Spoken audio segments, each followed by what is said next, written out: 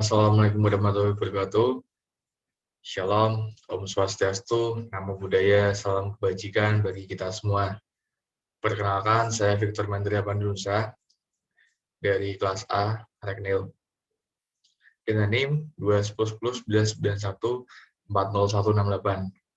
Di sini saya akan mempresentasikan kasus 9, yaitu True Delta Facility. Proyek California Department of Water Resources True Delta Facility terletak di Sacramento, California.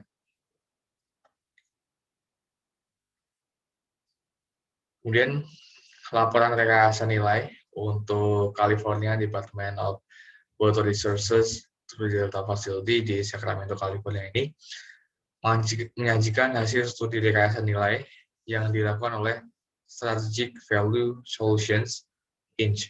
atau SVS tentang desain fasilitas True Delta. Proyek ini ditinjau pada awal fase perencanaan dan dikembangkan oleh California Department of Water Resources. Studi rekayasa nilai ini mencakup workshop 5 hari yang dilaksanakan selama 40 jam dengan tim multidisiplin yang diketuai oleh John L. Robinson di Sacramento, California pada tanggal 26 sampai 30 Maret 2007. Proyek ini bertujuan untuk menambah delta di sebelah utara yang langsung dipindah ke tengah, dengan tujuan untuk meningkatkan aliran pada delta demi mengurangi salinitas di lokasi pembuangan air di delta selatan dengan mengurangi intrusi air laut. Intrusi adalah penggabungan di mana air laut dan air tawar bertemu, dan itulah yang disebut intrusi. Kemudian analisis biaya awal. Pertama, tim PE diberikan ringkasan mengenai 9 item perkiraan biaya konstruksi sebagai bagian dari laporan draft memorandum yang dikeluarkan pada Maret 2007.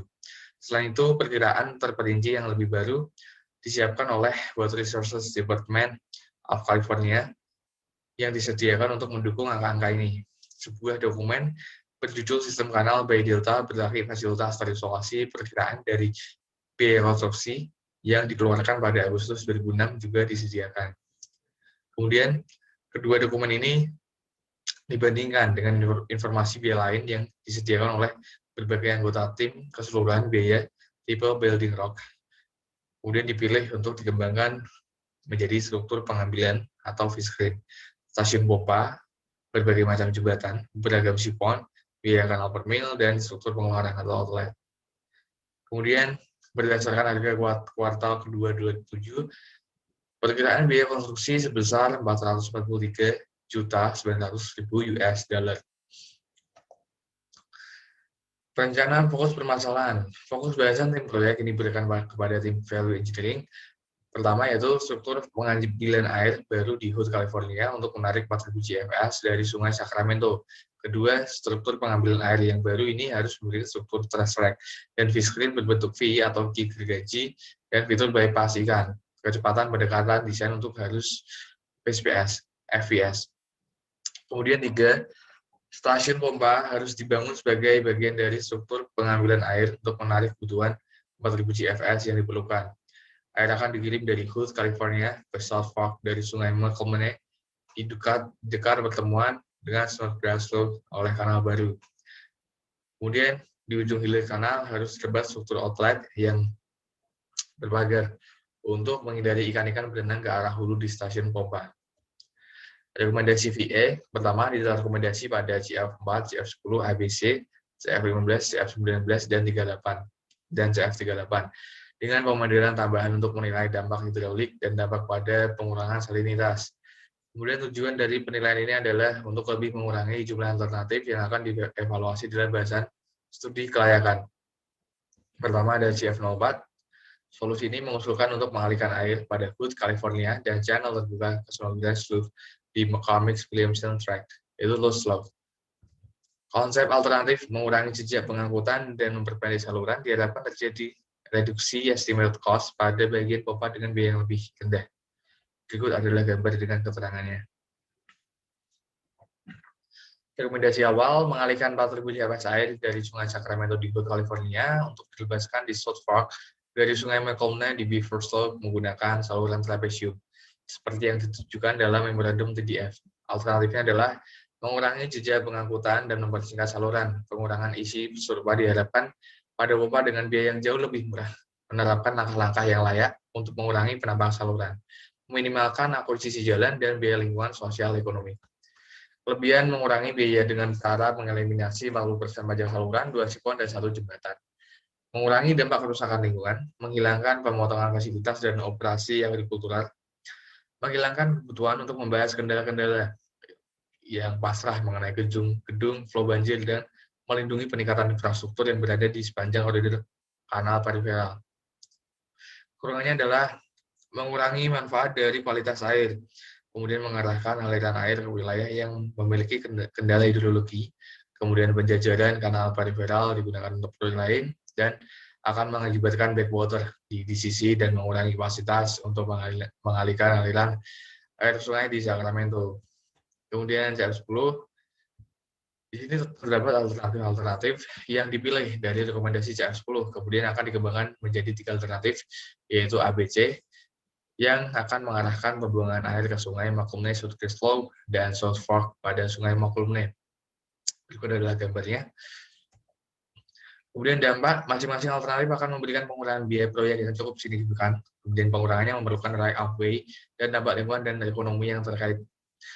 Konsep tidak menggunakan lokasi di HUT yang kemungkinan besar dibutuhkan untuk kanal periferal di masa depan. Menyisakan 4.000 CFS di Sungai Sacramento dan dari HUT ke Kota Lok. Kemudian kekurangannya adalah kemungkinan terjadi pengurangan manfaat dalam ekspor kualitas air, memungkinkan terjadinya dampak negatif pada lingkungan maupun publik lebih besar terjadi. Kemungkinan akan mempengaruhi sistem hidraulik kanal Delta Cross. Berikut adalah CF10A, CF10B, dan CF10C. CF10A adalah solusi yang mengusulkan untuk membangun struktur pengambilan air di bagian utara, Walnut, Krivatolok, dan membangun pinggir pipa sungai, Macomney, 2 sipon, dan 3 jembatan. Kemudian CF10B, solusi yang mengusulkan untuk membangun struktur pengambilan air di bagian utara, Walnut, Krivatolok, dan kanal untuk mengambil kebutuhan 4.000 CFS yang diperlukan dengan 3 jembatan dan tanpa sipon. Kemudian CF10C, solusi ini mengusulkan untuk membangun struktur pengambilan air atau intake di bagian utara dari Walnut atau Krivatolok dengan pipa transisi menuju kanal Fox jauh 2,5 mil ke South Fork Sungai Macomney dengan 3 sipon dan 5 jembatan. CF15. Solusi ini mengusulkan untuk mengalihkan air pada Gojinana Slope dan jalan memotong menyeberangi Pulau Staten menuju South Fork. Berikut adalah rekomendasinya. Kemudian rekomendasi awalnya adalah melibatkan asupan 4.000 CFS di Butte, California, dengan pembuangan ke South Fork dari Sungai Macomney di dekat Beaver South dan mencakup komponen-komponen berikut. Struktur intake, kemudian struktur outlet dengan fish screen atau fish barrier, kanal tak bergaris sepanjang 12 mil, gudang-gudang beton di Stone Lake Drain, Last Rock, dan Sungai Macomney. 5 jembatan dan delta melebar dari berbagai saluran air. Alternatifnya adalah mengalihkan 4.000 CFS air dari Sungai Sacramento dan dipindahkan ke South Fork Sungai Macomney yang terletak di utara pertemuan sungainya dengan Beaver Slope. Ukuran saluran pengalihan dibuat sama dengan konsep aslinya fitur utama, termasuk struktur intake dengan fish screen di sungai, pintu air radial, kemudian ada pompa kepala rendah, kemudian ada jembatan servis, jembatan jalan Tangguh Selatan, kanal sepanjang 20.000 kaki, dan 2 sipon. Kelebihan perlu dibandingkan antara saluran sepanjang 4,2 mil dengan 12 mil. Tidak ada penanganan ikan di bagian hilir layar. Perlu dibandingkan antara penggunaan 2 sipon dengan 3 sipon. Terdapat 1 jembatan jalan umum pada struktur pengambilan air. Air yang dialihkan akan bertahan pada arus panjang 23 mil tambahan. Pompa memiliki head yang lebih rendah, tidak memerlukan threshold. Kekurangan kualitas air sedikit berkurang, biaya right of way lebih mahal, sedikit berada di luar batas ROD, konstruksi siponnya lebih sulit, kemudian layar pada sungai memiliki biaya yang lebih tinggi, dan pembuatan lainnya lebih sulit.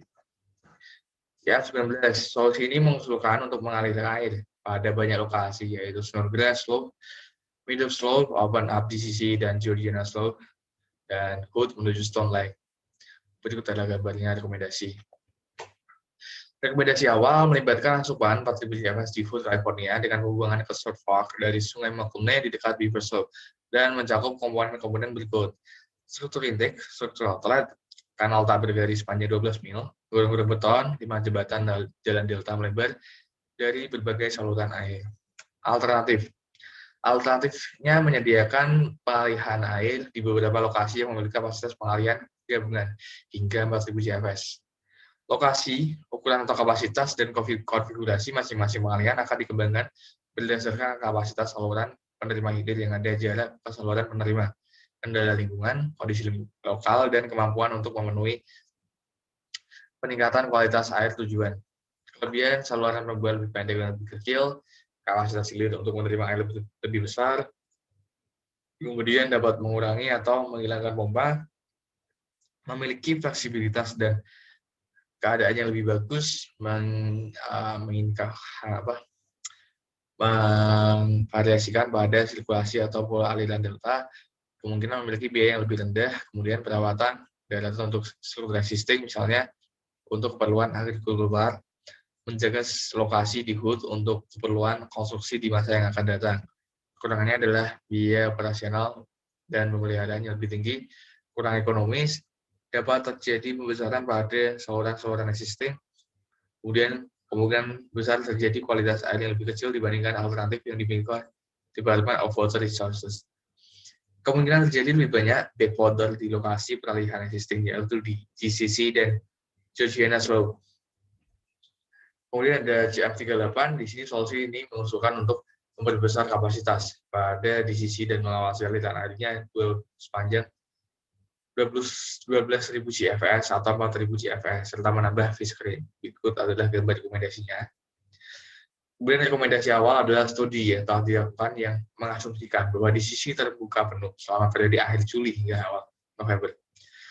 Studi-studi menunjukkan bahwa air yang akan dialihkan menghasilkan pengurangan salinitas yang signifikan pada fasilitas ekspor data yang terletak di Delta Selatan. Alternatifnya adalah dengan mengasumsikan bahwa pengurangan salinitas tambahan di fasilitas ekspor data dapat diwujudkan dengan peningkatan-peningkatan tertentu yang melibatkan perbaikan gerbang DCC yang ada, meningkatkan kapasitas pengalihan DCC dengan menambahkan gerbang tambahan di sisi utara fasilitas yang ada, memperluas saluran pengalih DCC, kemudian penyediaan fish screen di saluran melebar untuk menangkap ikan melewati gerbang baru.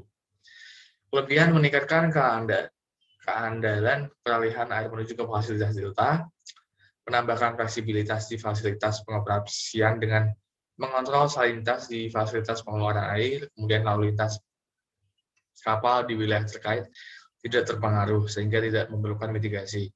Potensi untuk melakukan penawaran di seluruh wilayah GCC dan menyadari manfaat signifikan dari ikan dan pengoperasian di sisi yang lebih fleksibel dalam periode penutupan yang disebabkan oleh masalah ikan. Menjaga tingkat aliran di Sungai Sacramento tetap tinggi untuk jarak yang lebih jauh. Kekurangan tidak diketahui sejauh mana peningkatan saluran hilir diperlukan untuk mengakomodasi peningkatan peralihan air di sisi sehingga tidak dapat menentukan biaya tetapnya, dapat mengakibatkan perubahan yang lebih tepat dan sering pada elevasi tinggi permukaan air di bagian hilir. Pengalihan air yang ditingkatkan dapat mendorong terjadinya pengurangan penggunaan air. Kemudian ada dua rekomendasi yang ditolak, yaitu DF01 dan DF27. Karena DF01 ini mengusulkan untuk membuat pelat vertikal pada sungai, namun alternatif tidak dipertimbangkan karena biaya yang dilaporkan meningkat.